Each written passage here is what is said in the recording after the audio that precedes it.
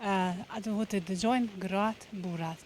Po kjo është anasjellje të vazhdu me qëndru besnik ndaj traditave edhe ndaj besimit që e kemi, edhe këto të gjitha bashkë besoj që e lehtësojnë komunikimin mes vetë. Varet edhe prej çiftit, prej familjes, nuk është domethënë një zbulim diçka i ri.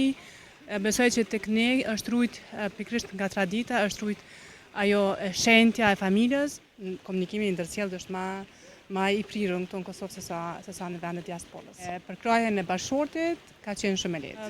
Ka pas ndoshta patjetër krijimi i familjes, planifikimi i familjes, po kjo bashkëmarrje gjithmonë është si me magji, është zgjedhur. A duhet të dëgjojmë gratë burrat? A duhet të dëgjojnë gratë burrat.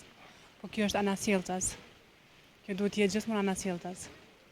Nuk ka kurfar, domethënë logjike me qenë ndryshe. Kështu që s'ka diskutim për këtë temë. Duhet me vazhdu, me qëndru besnik ndaj traditave edhe ndaj besimit që e kemi, edhe këto të gjitha bashkë besoj që e lehtësojnë komunikimin mes vete. A u dërnë përgjithësi shoqërinë tonë, ma shumë domethënë gratë i dëgjojnë burrat, se burrat domethënë gratë. Po, kjo varet edhe prej çiftit, prej familjes, nuk është domethënë një zbulim diçka i ri. Besoj që tek ne është rujt pikërisht nga tradita, është rujt ajo shenjtja e familjes, edhe besoj që duhet me vazhdu njësoj. A duhet patjetër një burr nëse merr një vendim e dëgjoni grua?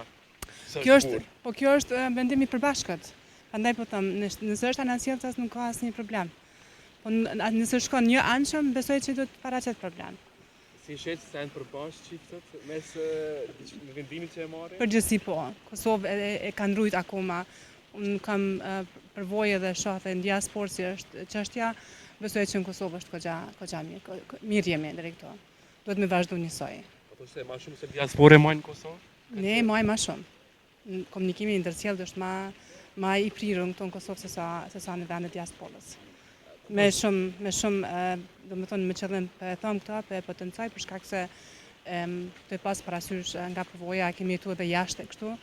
Këtu është më e pranishme kjo, domethënë komunikimi në familje, vendimarrja në familje është më e zëshme këtu. Është mendimi jam. Po vendimarrja në tregon një grua sot, personalisht ti. Po. Sa ke qenë e zonja një dal? Me përkrajen e bashkëshortit ka qenë shumë e lehtë. Po ashtu edhe nga familja, nga të qenurit adoleshente kështu me radhë, shtytja e familjes, përkrarja e familjes, ka bë me qenë e pavarur, edhe ashtu me këtë vendim kam hyrë në martesë, i cili domethënë ka përkrahur me tutje edhe kjo nuk ka qenë asnjëherë diskutim. Po vendimet më të vështira që ke pasur në jetë? Ka pas ndoshta patjetër krijimi i familjes, planifikimi i familjes, po kjo bashkëmarrje gjithmonë është si me magji, është zgjedhur, kështu që unë besoj në këtë mit. Edhe besoj që të tjerët duhet ta kenë parasysh këta që vendimarrja nuk duhet me ushty cili për merr vendimin, po thjesht me logjiku a është vendimi i duhur edhe së bashku me marr vendim. Pse shihet ne po flas prapë në Kosovë, një vendimarrje duhet një burr kur po diçka, ndoshta e vendimarrja është pak më e prehtë se një grua. Nëse personi në fjalë ka argument të mjaftueshëm për me bë këtë vendim, atëherë normal që përkraja është më e lehtë. Po nëse mendon ato në mënyrë ndoshta si ka qenë shumë përpara, që s'kanë marrë mendimin e shoqës, më falni, atëherë nuk besoj që ka rezultuar gjithmonë me sukses. Po kësaj teme më dhënë një mesazh të mirë që unë shijova këtë intervistë. Çfarë i kishte thënë gjithë grave në mesazh? Gjithë grave me qenë vetvetja, asnjëherë mos më ndryshu, por për të qenë vetvetja duhet përkrahje emocionale, mbi gjitha, jo vetëm financiare. Dhe kjo do më thonë nëse e keni zgjedh ose e keni rezultuar një bashkë marrëveshje të mirë me bashkëshortin ose me personin që bashkëjeton, kjo normal që ta lehtëson shumë jetën.